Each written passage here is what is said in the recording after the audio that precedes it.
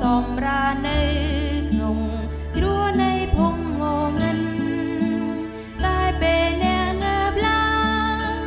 អ្នកនឹងប្រទះឃើញព្រះរៀបចំកន្លែងអ្នកនឹងខ្ញុំ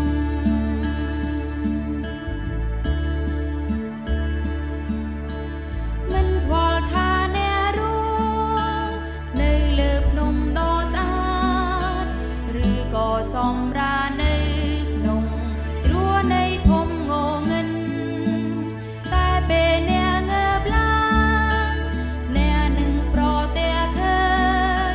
ព្រះរៀបចំកន្លែងអ្នកនឹងខ្ញុំដូចជាព្រះអាទិត្យរះនៅលើពពករៀងរាល់ថ្ងៃ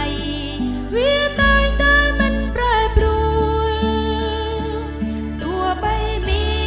នជោគភ្លៀងក៏នៅតែមិនប្រែប្រួល